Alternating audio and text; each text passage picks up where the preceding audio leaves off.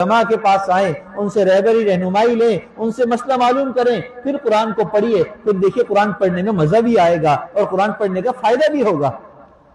آج ہماری مثال ایسی ہے جیسے میرے سر میں درد ہو گیا، میں نے دوائی لی، پیناڈول کھا لی، زیادہ کچھ مسئلہ ہوا، صحیح نہیں ہو رہا تو میں میڈیکل والے کے پاس چلا گیا، بھائی تم بھی آدھے ڈاکٹر ہو، دوائیاں بیچتے ہو، میرے سر کا درد ہے، بخار ہے، 3 دن ہو گئے جا نہیں رہا، کوئی پیناڈول کھا رہا ہوں فائدہ نہیں ہے، کوئی اچھی سی دوائی دے دو۔ اس نے اپنے حساب سے اس سے اچھا فارمولا کوئی نکال کر دے دیا، پھر بھی صحیح نہیں ہوئے۔ 1 ہفتہ گزر گیا، اب فکر ہوئی اب ڈاکٹر کے پاس جانا ہے، یہ صحیح نہیں ہو رہا، مسئلہ کچھ اور ہے۔ تو اگر کوئی شخص ابتدا کے اندر ہی پہلی مرتبہ تکلیف اور درد کے ہونے پر ہی ڈاکٹر کے پاس چلا جاتا تو پورا 1 ہفتہ تکلیف برداشت کرنے سے بچ جاتا،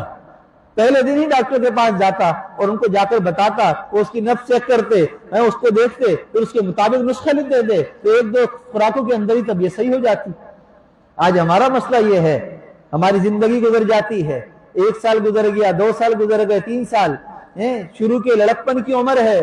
20 سال جوانی کو، 20 سال کی عمر میں جوان ہوا انسان، اب خواہشات، دنیا کی چمک دمک نظر آ رہی ہے، 25 سال کی عمر میں شادی ہو گئی، شادی کے بعد کچھ چیزیں سمجھ میں آنے لگی، کیا صحیح ہے کیا غلط ہے، بچہ پیدا ہو گیا، اب اس کی فکر ہوئی تو پھر اپنی بھی فکر پیدا ہوئی، پھر اس کی معاش کے اندر لگے رہے، 5-10 سال اور گزر گئے، 40 42 45 سال کی عمر میں جا کر پھر ہوش آتا ہے کہ میرا قرآن صحیح ہے کہ نہیں ہے۔ یہ تو بالکل مثال وہی ہے، دوائیاں خود لے کر کھاتے رہے، پھر 40 سال کی عمر میں جا کر اب ڈاکٹر صاحب کو خیال آیا ہے کسی عالم کے پاس جا کر اپنا قرآن صحیح کر لوں، اب مسائل کو سیکھ لوں۔ بتلائیے کتنا وقت ضائع ہو گیا ہمارا، کتنا وقت ضائع ہو گیا۔